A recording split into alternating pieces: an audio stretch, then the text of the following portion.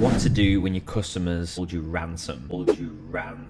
So I'll just tell you a quick little story. I was basically just starting my roofing business career and had a client where before we did the contract, give the color chart, and she looked at the roof and said, "Oh, what color do you think that is?" And I said, "Oh, I don't know, probably surf mist." "Oh, okay, I'll pick surf mist then." And so she ripped surf mist on the contract. She picked the color. Then at the end of the job, So after we'd finished the whole roof, she goes, "Oh, I don't like the colour. "Yeah, I want a discount. Can you just do it again and change the color?" Can you just do it again and change the colour? Can you just do it again and change the colour again?" I'm like, looking at the contract, like, well, you've signed a contract that says this particular color, so I can't change it. I can't rip the whole roof off and do it again. It's too late now. It's done, it's done. And she's like, "Oh, I'll leave you bad reviews. I'll tarnish your reputation, everything like that." And one of my managers in the company was like, "There's no way we should give this lady a discount. We're being blackmailed, basically." And I was like, well, we need to take responsibility. In our contract at the time, it didn't say blatantly, because now it does. It was like, if you pick a color, it is your responsibility. That's the reality anyway, but we just made it even more crystal clear. I was like, rather than blaming this customer, I was like, how can I take responsibility?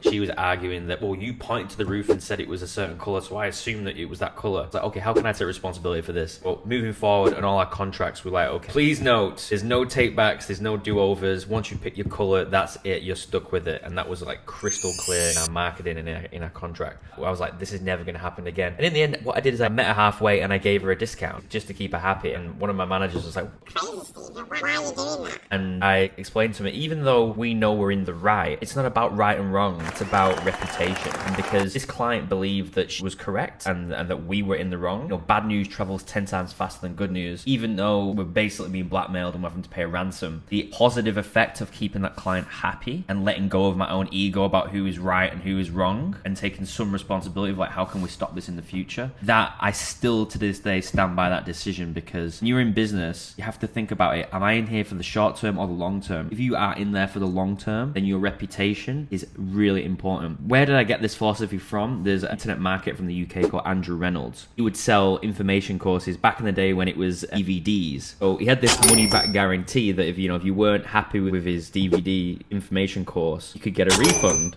He told me this story, I never forgot it. He said someone copied his DVD for his DVD course, accidentally put the burnt DVD, so the copies of his course, in the jiffy bag and posted it back to him requesting a refund, saying they weren't happy with the product. So they obviously didn't realize they made that mistake. They burnt the CDs and then accidentally sent the wrong ones. So he knew that they were scamming him 100%, and you know what? He still refunded them. He said the reason why is because reputation is everything, and you should just look after every customer. Even if they're in the wrong, doesn't matter. Let go of your ego and think about your business long term. And he had an impeccable reputation in internet marketing in the UK and had a massive business, and it was because of things like that. If you ever get held ransom in your business, think twice. Think about what is the first order consequence and what is the second order consequence. What is the other consequences that can come from that consequence? And if you start thinking about just what's in front of you here, think like a chess match. Think a few moves ahead, because at the end of the day, your reputation is everything in business. So I hope that was helpful. I hope that story was entertaining. If you ever get held ransom, do think before you leap, because it can end up costing you in the most viable thing that you have in business, which is your reputation.